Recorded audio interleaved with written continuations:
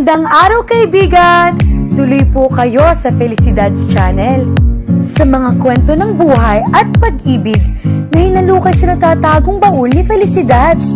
Pero bago po tayo magpatuloy, huwag niyo pong kalilimutan na i-like ang video, i-subscribe ang channel, at i-click ang notification bell para lagi kayong updated sa mga parating pa na upload.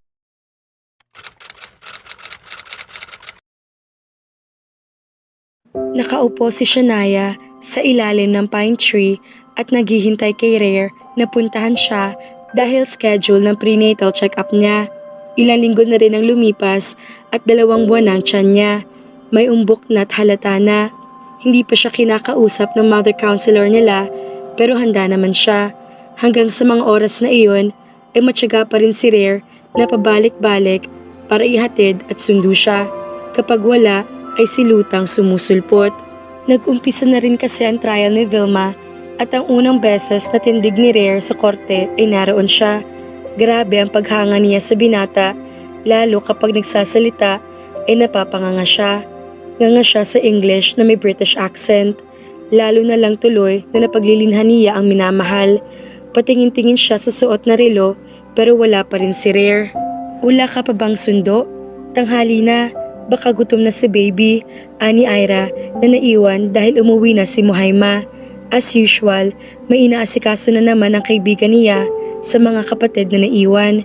Wala pa, nag-text naman, may rush lang daw na tinapos para sa sunod na hearing, aniya naman. Okay, akala ko walang pasintabi na basta na lang hindi sumusulpot. Papangahin ko siya kahit pabilyonaryo at gwapo siya, ani Ira, kaya natawa siya. Pero kaagad na natigilan nang biglang may tumabi sa kanya at nang mapatingin siya ay si Rodel iyon. Bihira nang lumapit ang lalaki sa kanya pero hindi naman siya nagbabago.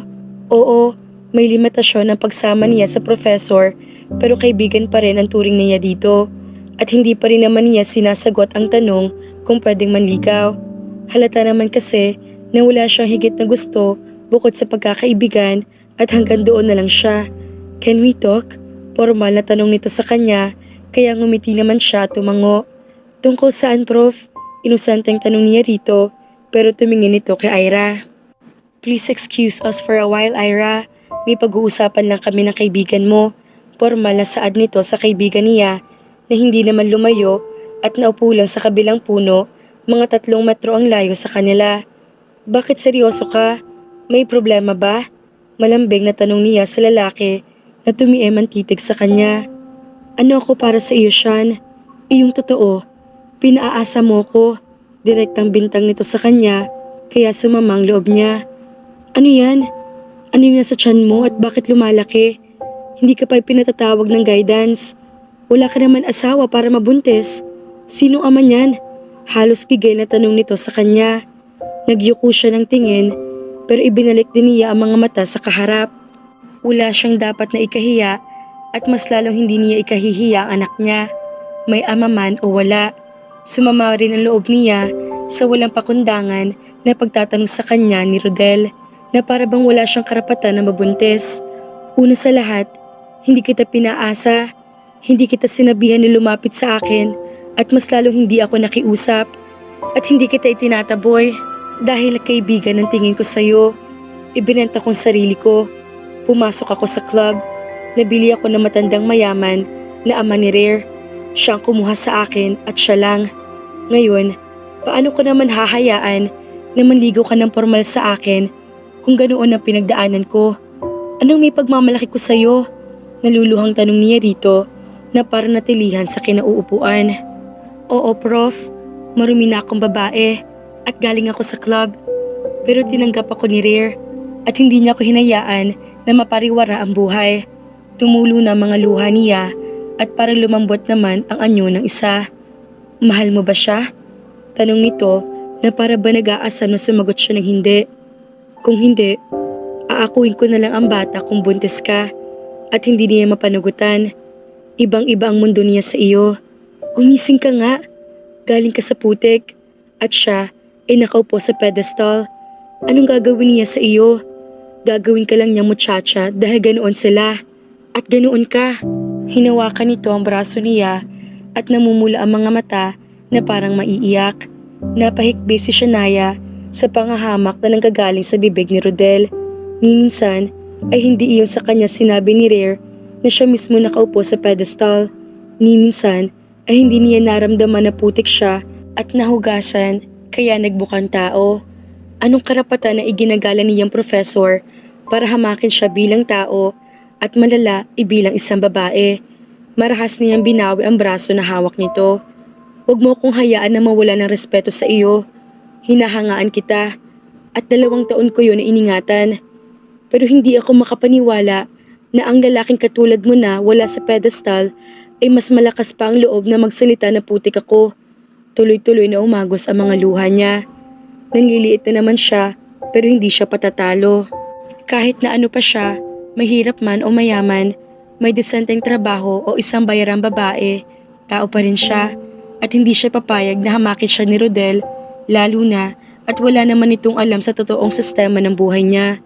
You're worse than what I've imagined. I adored you for being a true gentleman who speaks wisdom and knowledge, but didn't know you're that fault-finding. Tapos aalukin mo pa ako na maging ama ka ng anak ko? Inaalok mo ang babaeng tinatawag mong putik? Bakit? Ano ka ba? Diyos? Nangatal ang boses niya at lalo siyang napaiyak. Look, parang bigla itong natauhan at hinawakan ng mga kamay niya pero kaagad niyang binawi. I'm sorry. Nabigla lang ako. Nasasaktan ako kasi mahal kita. Damn, Sean. Alam mong mahal kita. Kaya lang bakit parang napapansin ko na ibang titig mo sa Rare na iyon kaysa sa akin. Kasi mahal ko siya. Umiiyak na sagot niya. Kahit putik ako, kahit hindi ako bagay sa kanya, at kahit na hindi niya ako panugutan, mas gugustuhin ko na lang na lumaki na walang ama ang anak ko kaysa sa'yo. Napailing siya. Humugot si Rodel ng malalalim na hininga at para naninigas ang mga panga. Sana pala, mas pumili ka na ng hindi pobre na katulad ko. Ano pa nga kayang tingin mo ngayon na alam mo na binenta kong sarili ko sa club? Hindi na putik, diba? Basura na. At kahit hindi mo aminin, ang minsan na paglabas sa bibig mo, ganoon na rin ang tingin mo. I was so wrong for having a huge crush on you. I didn't know you were that egoistic. Mabilis niyang nilapitan si Ira na ang sama ng tingin kay Rodel. Kung ipapatawag man ako ni Mother Counselor at walang tatayong ama, hindi ko gugustuhin na sumama ka pa. Pinahid niya ang mga luha at matatalim ang mga matang ipinukol kay Rodel. Nakatingin ito sa kanya at parang sising-sisi na halos maiyak na nga. Humakbang si Shania pero natigilan siya at saka lumingon. Ang lalaking sinasabi mong nasa pedestal, ni minsan ay hindi hinamak ang pagkatao ko at ikinumpara ako sa isang putik. He helped me get up and help my family, live decently without my knowledge. The man I've known at first as dark, but not really dark inside. Sa halip sana, na iniinsulto mo ko, sana ikaw ang nagbangon sa pamilya ko noon pa. Malay mo, baka sakali na minahal kita, at ikaw sana ang ama ng dinadala ko. Litanya niya. At nang maramdaman niya na tumulo na naman ang mga luha, ay kaagad na niyang pinahid at hinila si Ira sa kung saan mapapag-isa sila. Tahana, grabe naman si Prof. Ang sama ng ugali. Porket hindi lang napagbigyan sa hiling na maging GF ka, nakapagsasalita na ng ganoon. Alo sa kanya ni Ira. Napasandal siya sa poste ng isang kubot yumuko. Tama naman siya. Hikbi ni Shania. Naramdaman ko rin iyon noon. Kaya lang, kahit na nahihiya ako, mas matimbang yung pagmamahal ko, kaya nilulunok ko. Ilang beses ko rin na naitanong sa sarili ko kung bakit ba ako sa isang kagaya ni Rare. Kaya lang, kahit na alam ko naman na hindi, inaatsapwera ko na lang kasi hindi naman mababang tingin niya sa pagkatao ko. Kasi may totoong respeto sa iyo siya kahit na pagkakakilala natin sa kanya noong unay masama. Hayaan mo na si Prof. Rodel, na-disappoint din ako sa narinig ko sa kanya. Kahit na halimbawa masamang loob niya, sana hindi niya binanggit ang estado ng buhay mo, natin, kasi parehas naman tayong mahirap lang. Para na-insulto rin ako, umiling siya at masama ang loob na pinahid ng luha. Tama nga si nanay, hindi lahat ng tao na nagpapakita at nagsasalita ng kabutihan ay totoong mabuting tao. Minsan, magaling lang siyang mangaral sa ibang tao, pero hindi naman nila apply sa sarili nila. Kawawa naman ang baby ko. Putik ang nanay niya at marumi pa. Yayakap sana siya kay Ira, pero maininguso ito sa likuran niya. Agad siyang napalingon at ang walang kasing formal na mukha ni Rare ang sumalubong sa kanya. Pawis na pawis ito at parang hinaharap yata siya sa buong campus na hindi siya makita sa ilalim ng puno kung saan niya ito laging hinihintay. Who made you cry? His question was stern and so was his face. Alam na niya ang mga matang iyon na parang nagiging dark brown ang kulay kapag nagagalit ito. Umiling siya at sumulyap naman ito sa tiyan niya.